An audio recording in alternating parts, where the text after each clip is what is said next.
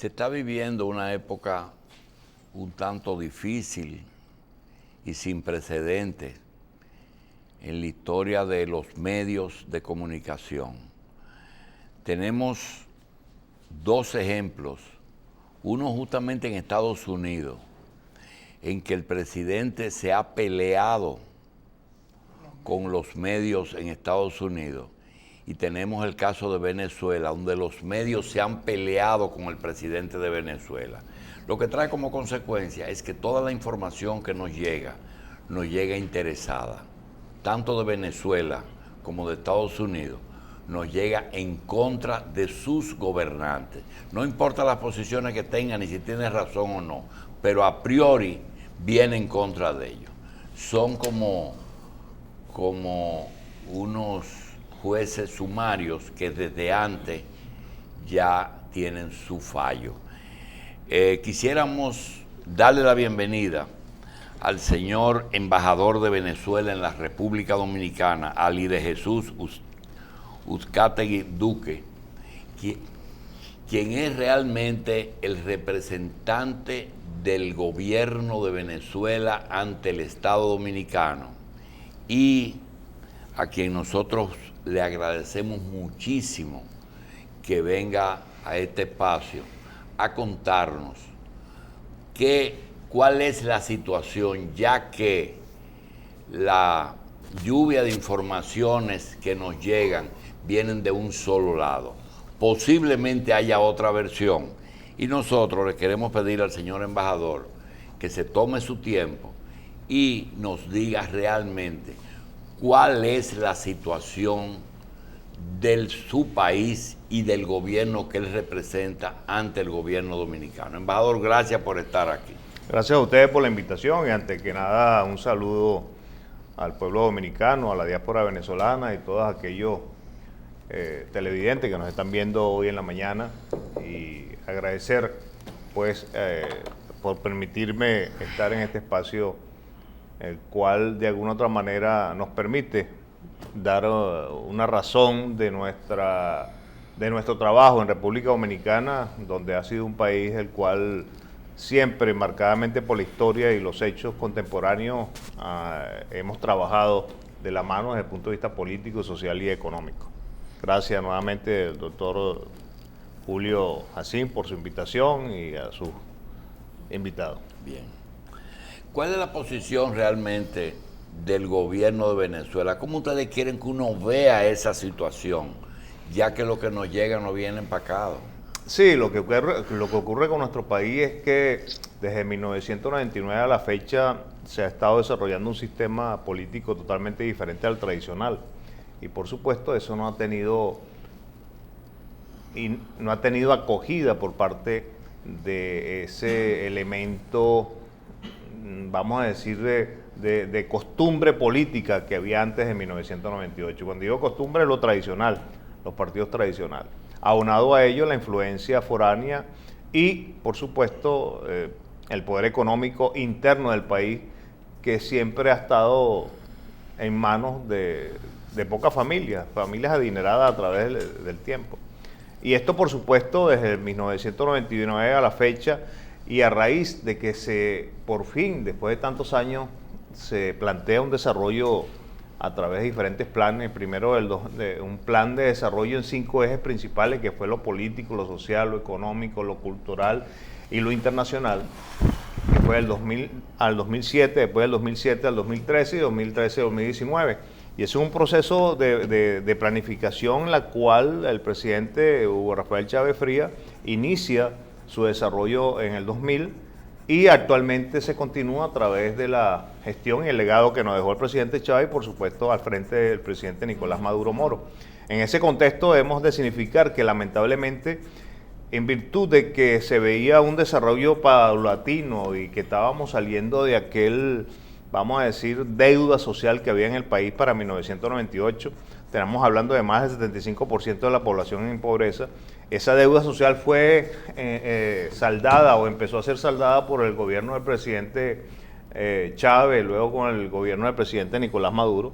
Pues por supuesto veían que Venezuela estaba haciendo prácticamente una mala referencia por un nuevo sistema político, que es el socialismo, por supuesto, como conocido, y que luego a través de 2009 al 2000, del 2013 al 2019 se empezó a llamar el socialismo del siglo XXI.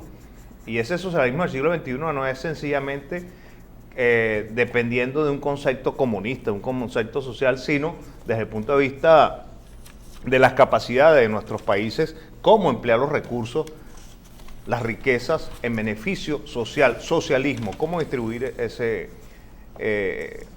esa gran oportunidad y esa gran fortaleza que teníamos como país o que tenemos como país. Claro está, esto le negaba a las grandes transnacionales, a las grandes corporaciones y más aún al sujeto del poder económico interno muchos espacios que estuvieron acostumbrados hasta 1998 de asumir el poder económico y por supuesto al tener poder económico tenían el poder económico, el poder político y en función de ello tomaban o accionaban directamente sobre todas las políticas públicas del Estado venezolano, que fue lo que le faltó a Venezuela lamentablemente por más de 4 décadas, 40 años, estamos hablando del 98 para atrás, en un desarrollo que debió haber sido paulatino. Tenemos que recordar el Caracazo de 1989 y que fue producto no porque existía un chavismo, sino fue producto lamentablemente de esa sociedad en la cual se olvidó de que existía un pueblo diáfano, un pueblo llano, y el cual necesitaba y requería el desarrollo del Estado social en beneficio de su desarrollo en cuanto a crecimiento humano. Esto ocurre entonces a partir de 1999, cuando empezó a ser como un sistema político diferente, empieza el accionar de todos los elementos foráneos e internos, tratar de combatir el sistema. Y por eso nos encontramos actualmente, y desde el 2002 ocurre el golpe de Estado, y desde el 2002 para acá no hemos tenido prácticamente sino una lucha constante de superar los aspectos negativos de la injerencia foránea y por supuesto de la oposición venezolana, que lamentablemente no termina de entender que todos somos venezolanos y que no terminan de presentar un proyecto país, un plan de desarrollo. Usted le pregunta a alguna dirigencia de la oposición venezolana que presente un plan de proyecto para Venezuela, para el desarrollo de nuestro pueblo y de lo que significa Venezuela, y no lo presentan, no lo tienen. Lo que saben hablar es que hay que salir del presidente Nicolás Maduro, que es un tirano, que la revolución es el comunismo, y entonces toda una cantidad de realmente ¿cuál es la correlación de fuerza? Porque yo he visto algunos sectores que tradicionalmente eran de izquierda opuestas a la situación de hoy, como el MAS, por ejemplo. La correlación de fuerza. Sí. Los partidos tradicionales, ADECO Sí, la correlación de fuerza dentro del mismo contexto político se puede, a grosso modo, indicar de la siguiente manera, ¿no? Ahorita, actualmente, la principal fuerza política en el país sigue siendo el PSV. El PSV representa casi hoy en día 5 millones de electores, 5 millones de personas que apoyan el proceso del PSV. Es el padrón de ustedes. El padrón de nosotros y el padrón de todo aquello que puede significar de ese voto duro, como llamarían en algunos elementos políticos, ¿no? El voto duro, el voto que se mantiene dentro de la institución. Por ello, la fortaleza política que puede tener el gobierno. Lo otro es que la MUD viene a representar casi el 29%, esa diferencia con referente al partido de gobierno o a los partidos que puedan estar apoyando el proceso socialista, y ese 29% está prácticamente atomizado dentro de una serie de países tradicionales y otros que han estado recientemente surgiendo, como por ejemplo, pues, tenemos que nombrar primero Justicia, Voluntad Popular y algunos otros que han estado saliendo a la palestra política. En ese contexto, por ejemplo, el Primero Justicia representa actualmente el 7%. Bueno, yo no sé si todavía seguirá representando el 7%, porque con toda esta dinámica de manifestaciones pacíficas, entre comillas, que a la final y al principio también se convierten en violentas. Nada más en el día de ayer, lamentablemente falleció un muchacho con un aparato de estos llamado mortero que le explotó en el pecho, y hoy amanecen diciendo que fue la Guardia Nacional. Y aparte de eso aparece un político llorando lamentablemente la pérdida de este muchacho y resulta ser que son los sujetos que contribuyen a que esos jóvenes, esos niños, esos adolescentes vayan a una protesta.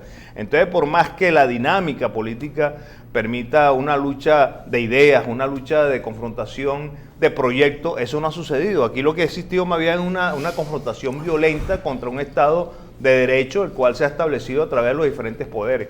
Y entonces vemos una respuesta cuando usted me pregunta que cuál es la asociación de fuerza entre los diferentes partidos políticos y más aún dentro del sistema político venezolano, nos encontramos que lamentablemente hay una oposición atomizada dentro de una cantidad de partidos con sus intereses muy particulares y con su objetivo bien establecido, y que cuando van a discutir algún proyecto de país se atomiza porque cada quien tiene una responsabilidad. Por eso es que de alguna otra manera sigue siendo el PSUV y sigue siendo el partido que apoya al gobierno nacional la primera fuerza política. Los ADECO y el COPEI están en la oposición. Claro que sí, los ADECO, nada más ayer apareció por las redes sociales una encuesta en donde uno de esos ADECO preguntaba, ¿cree usted que el Partido de Acción Democrática es un partido violento? Y el 70% sí, ustedes son violentos, porque eso es lo que ha lamentablemente correspondido a través de las historias y se han identificado a través de hechos que muchas veces han estado hasta sin investigar y sin resolver jurídicamente. Hablamos de desapariciones desde los años de 1960 hasta el 98 y después del 98 para acá todo lo que ha venido ocurriendo con los elementos de desaparición de aquellas fuerzas políticas, de aquellos líderes de la fuerza política socialista, la cual de alguna otra manera ellos ven como un estorbo, ven como un obstáculo, y como tienen un liderazgo natural, tratan, o mejor dicho, de suprimir ese liderazgo a través de la desaparición física de nuestros jóvenes y de nuestros políticos. Embajador, la constituyente que está planteada, ¿cuáles son los elementos de carácter social que le empujan en este momento? Y si es una necesidad social o es una necesidad política. Las dos cosas. No te voy a tratar de separar una situación de la otra. Las dos cosas, políticas y social. Política porque hay que entender de que se inician y se implementan las políticas públicas del Estado, a través de ellas se genera un desarrollo social, el cual le va permitiendo al concepto Estado-Nación y al concepto de país un desarrollo mesurado y paulatino de los diferentes estratos sociales. No es que nos estamos olvidando del estrato medio, del estrato alto, no, de todos los estratos sociales. Lo que pasa es que siempre hay un estrato social que quiere única y exclusivamente tener la fortaleza económica bajo su poder y, pues, en ese contexto dominar todo el espectro nacional. Y entonces cuando le digo a usted que en los dos casos, social y político, porque en lo social primero que nada hay un desarrollo en el cual, para evitar la burocracia, se genera el concepto de unas misiones, la misión salud, la misión educación, la misión vivienda, la misión alimentación, que lo que va es contribuyendo al desarrollo dinámico de esa población, la cual de alguna manera hasta 1998, 1999 todavía no gozaba del beneficio del bienestar de un Estado-nación que debió haberle dado desde un primer momento, y más con las riquezas que contábamos para el momento y que todavía seguimos contando. Y desde el punto de vista político, porque resulta ser que la Constitución de la República Bolivariana de Venezuela, esta Constitución, la cual fue prácticamente construida por el pueblo venezolano a través de una asamblea constituyente y llamado a un referéndum para su elección,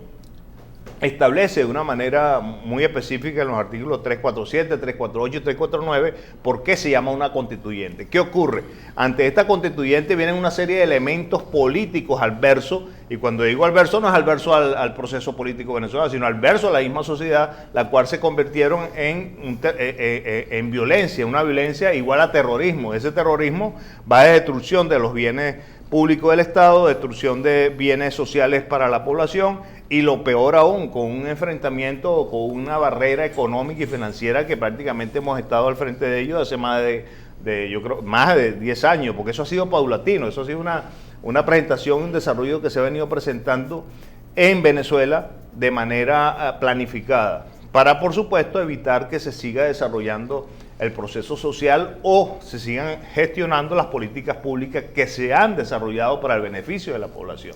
Por eso es que yo le digo que son los elementos social y político. Y cuando se llama la constituyente es por la sencilla razón de que encontrándonos ya en un callejón sin salida, y cuando digo un callejón sin salida es porque la oposición en ningún momento quiso y ha querido ir a un diálogo verdadero y a un diálogo sincero. Siempre han estado levantándose de la mesa de diálogo como bien se ha establecido. Se han dado la tarea de hasta difamar al Santo Papa, un hombre que más bien lo que ha tratado es convocar al diálogo.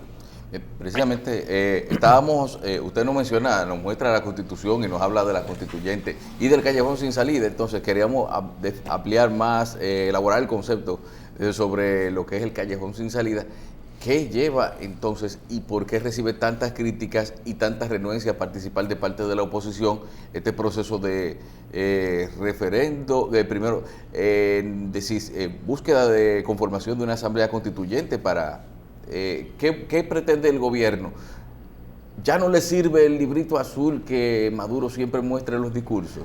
Cuando yo le digo a usted callejón sin salida, y gracias por sí, hacerme la pertinencia al caso, es un callejón sin salida para la oposición, para el gobierno no, porque el gobierno lo que está es cumpliendo la Constitución, un poder natural que establece el pueblo, que es la Carta Magna. Pero si es el poder y le ha servido hasta ahora, entonces ¿por qué están convocando para una reforma? Porque lo establece la Constitución.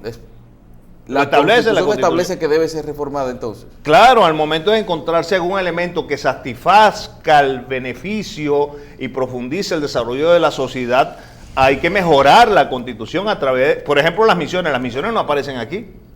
Y las misiones hay que darle un elemento positivo, positivista desde el punto de vista político para que esté permanente dentro de la Constitución y no pueda ser eliminada. Vamos a ver un ejemplo ahorita palpable, la misión vivienda.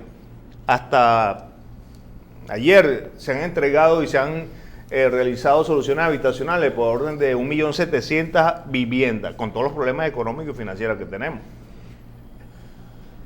Ok, esa es una misión que establece y que desarrolló el Estado venezolano para poder atender, fuera del aparato burocrático, un desarrollo habitacional para la población, ya que el aparato burocrático se encontraba prácticamente obstruido en el sentido de la misma burocracia. Entonces, vamos a darle viabilidad a esto y se empieza a desarrollar la misión de vivienda, pero constitucionalmente no aparece establecidas las misiones, no solamente la misión de vivienda, sino las misiones que va a permitir el desarrollo social del pueblo venezolano. Por supuesto, tenemos que ver la conducta, por ejemplo, del diputado que hoy en día es presidente de la Asamblea, que se encuentra en desacato desde el 2016, que es Julio Borges.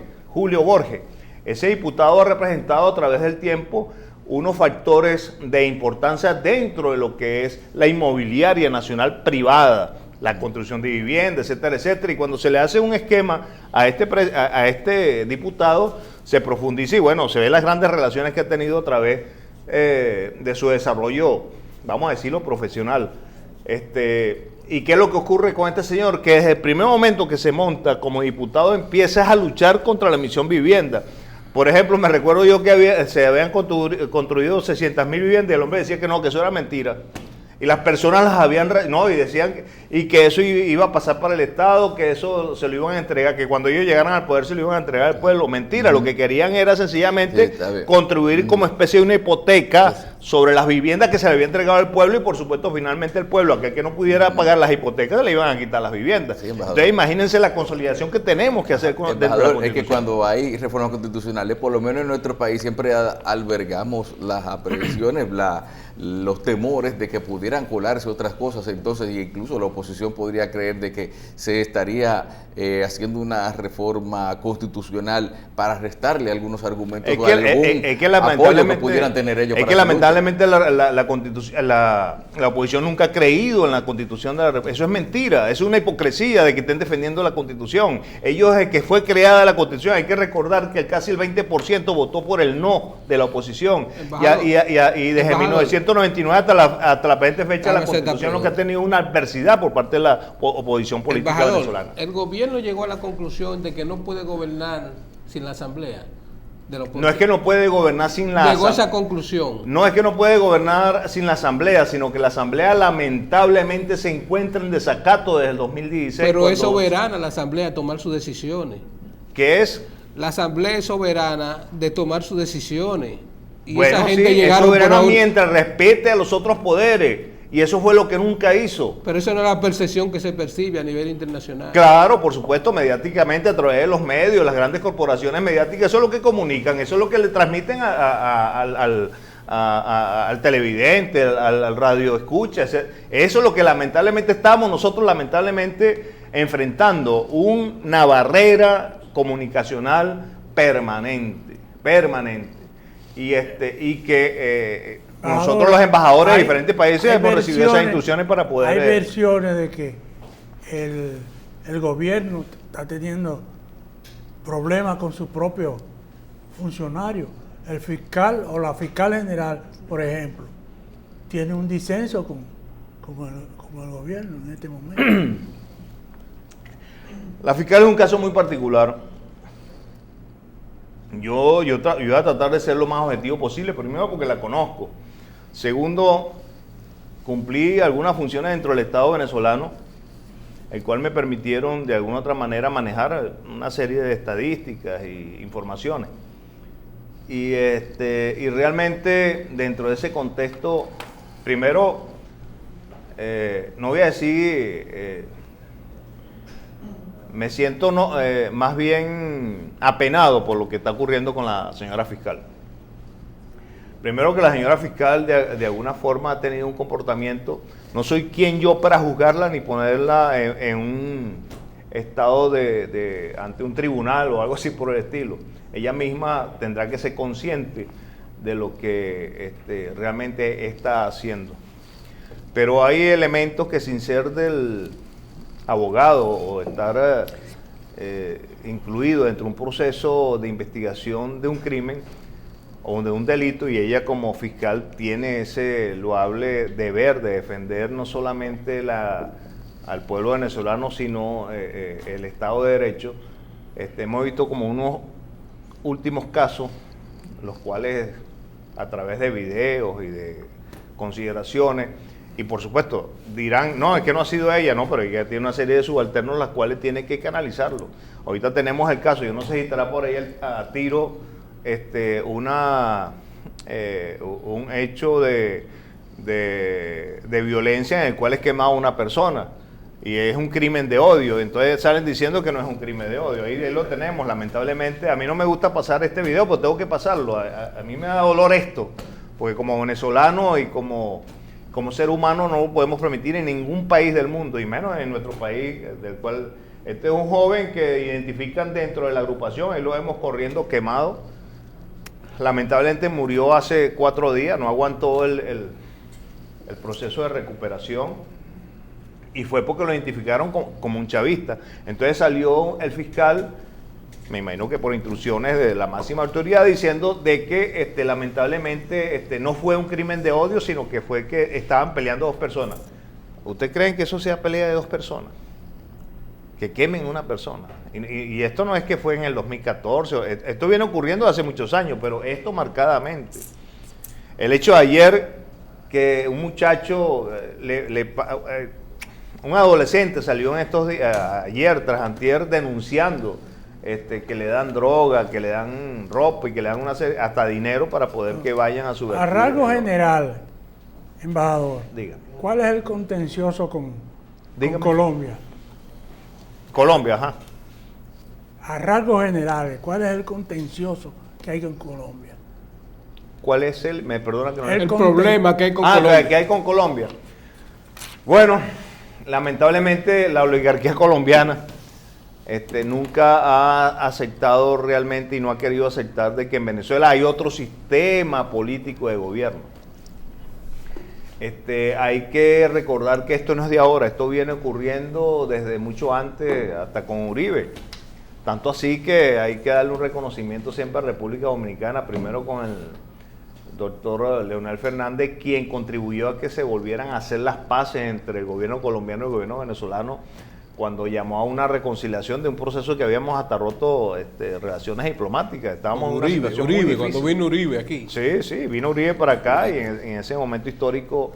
Y luego el presidente Medina también cedió al territorio colombiano para que se iniciara nuevamente ese proceso de diálogo que estábamos hablando anteriormente, que no la oposición lo que sencillamente asiste nada más que por una apariencia, pero no porque quiera realmente resolver el problema. El único problema de ellos es la Constitución de la República Bolivariana de Venezuela, la cual para ellos, cuando hablamos de la constituyente, ¿qué es lo que pasa con la constituyente? Que al ser, quedan 51 días para que se puedan realizar las elecciones en función de establecer los constituyentistas. Al ir a la Asamblea Constituyente prácticamente asume esa Asamblea Constituyente muchos de los valores, vamos a decir, de constitución de los poderes de los estados.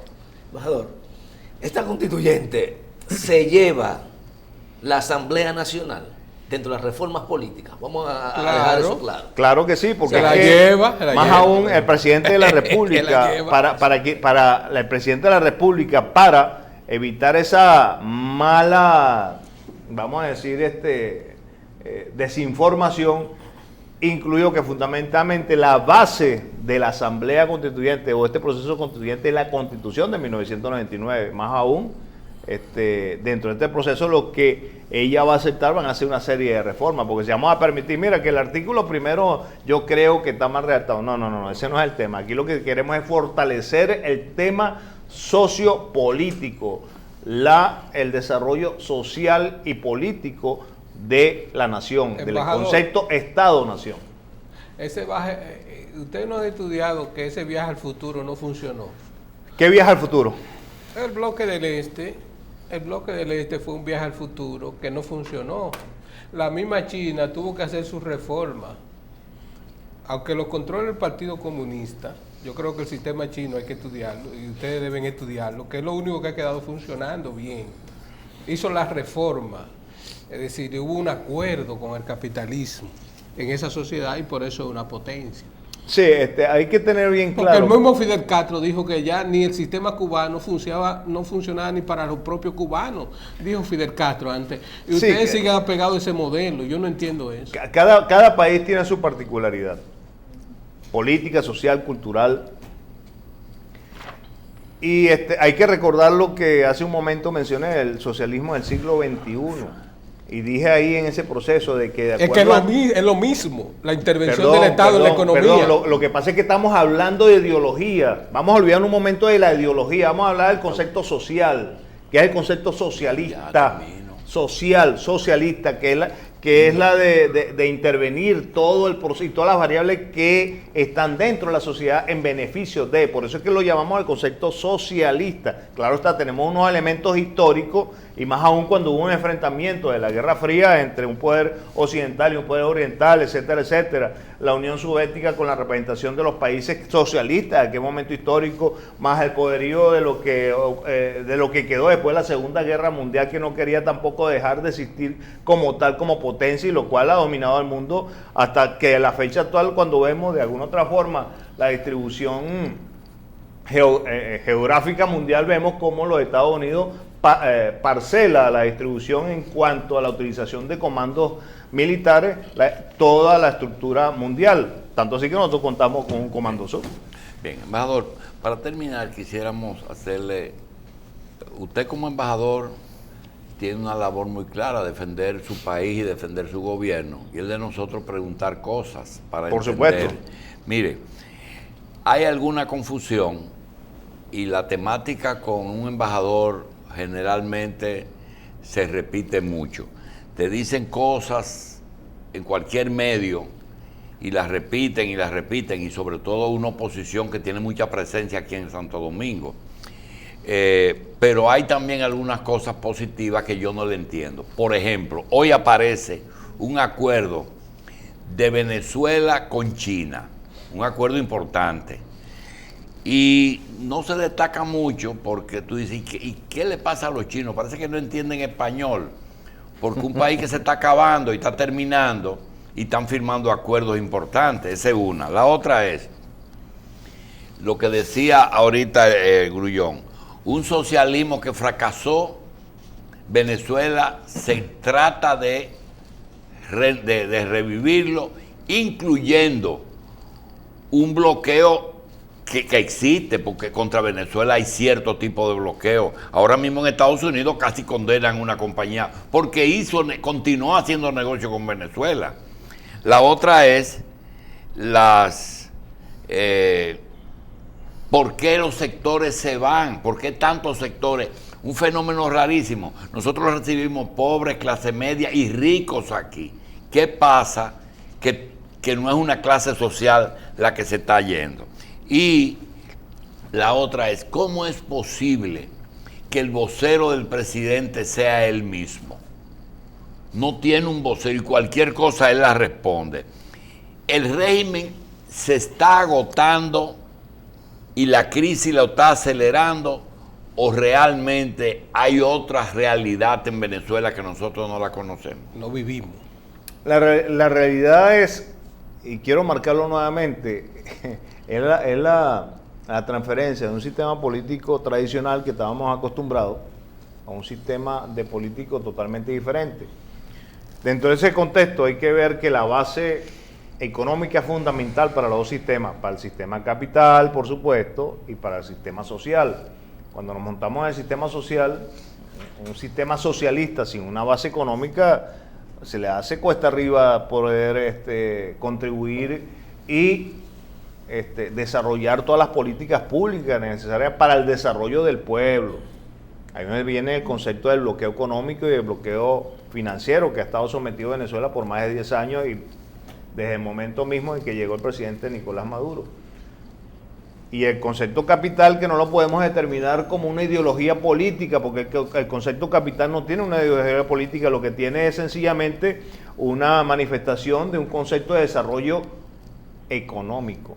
No tiene un proyecto político como tal, sino un desarrollo económico, donde se benefician unos pocos en función de una sociedad, la cual la ven sencillamente como una mano de obra o de un potencial humano para el trabajo y desarrollar la economía. Bien. Cuando hablamos del sistema socialista y cuando usted me dice esa dinámica y cuando más aún que el presidente es el único vocero, no, tenemos muchos voceros, tenemos a nuestra canciller venezolana que es una dama, una mujer. Una guerrera. Sí, aquí es una guerrera. Es famosa ya en América Latina. Yo la admiro, yo realmente... Una mujer admirable. Embajador, ¿hay posibilidad de que suba un poquito el precio del petróleo, que es una de las soluciones que tienen Bueno, ustedes? con eso que está pasando con Qatar. Mire, el precio del petróleo es como cualquier materia prima que suba o que baja. El oro sube o baja, la plata sube o baja, el cobre sube o baja. Pero el petróleo no puede subir o bajar porque Venezuela va a destruir, porque se va a destruir porque el petróleo llegó a su mínima referencia. Hay que recordar siempre una palabra que decía el comandante Hugo Rafael Chávez Frías, que era, pónganme el petróleo a $0 y vean que Venezuela saldrá adelante. Venezuela es un país rico. Yo le decía hace unos 3 años a un amigo europeo que estaba muy preocupado, un hombre capitalista que tenía muchos papeles en la mano que había adquirido a través de diferentes negociaciones. No, que me dicen que me salga de los papeles. Yo le digo, ¿usted ha visto que un país que tenga oro, que tenga plata, que tenga diamantes, que tenga recursos minerales, pueda de alguna otra manera no cancelarle esos bonos mañana, pasado? En algún momento se los cancela, quédese tranquilo. Bien. Usted tiene razón, embajador. Bueno, embajador, dígame. gracias por estar aquí. Ojalá que Venezuela pues eche adelante y nosotros quisiéramos desearle lo mejor a Venezuela, pero hay demasiados sectores tirando en sentido contrario. Empezando por el gobierno de los Estados Unidos. Seguro, y el más fuerte. Ali de Jesús, que me perdone la audiencia que me ría, pero no puedo hacer otra cosa, no puedo ponerme a llorar, sino me río por la sencilla razón de la apetencia que tienen los Estados Unidos. Actualmente tenemos un ejercicio al frente de las costas venezolanas. Primero en las aguas de Barbados, con la presencia de 19 países, y luego pasará a Curazao. Imagínense ustedes, línea vista, 600 kilómetros de Venezuela. Embajador, el gobierno de ustedes ha tenido buenas intenciones, pero hay que revisar el rumbo. No ha tenido buenas intenciones. Por favor, ahí sí le corrijo, no ha tenido buenas intenciones. Ha desarrollado muy buenas intenciones, porque al desarrollar las misiones, específicamente las misiones, se ha establecido un beneficio al pueblo. Hemos bajado y hemos subido el nivel de vida del venezolano, lo cual estaba paupérrimamente destruido. Entonces, son conceptos que realmente tenemos que seguir manejando y seguir discutiendo. Ustedes me verán como un embajador, pero también soy un venezolano y vengo también de abajo, no soy elitesco y nada por el estilo. Yo vengo de las Fuerzas Armadas, conozco mis Fuerzas Armadas, conozco el concepto de seguridad nacional, creo conocer algo de mi país, y por eso es que yo la puedo defender, porque la amo y realmente como venezolano, como podemos sentirnos todos los venezolanos, con diferencias políticas, pero con respeto, que es lo que nosotros respeto. Nosotros podemos tener diferencias políticas, podemos ser diferentes concepciones, diferentes colores, pero el respeto es fundamental, y es lo que se ha perdido a través de la injerencia de lo que hablamos lamentablemente de algunos medios de comunicación internacional y por supuesto nacionales, que se han dado a la tarea de tratar de destruir un proceso político que lo que lleva es el desarrollo al pueblo. Embajador, gracias. Gracias a usted, doctor. Vamos a ver cómo están las cosas. Y a su Gracias, equipo de trabajo. embajador. Tiene una dinámica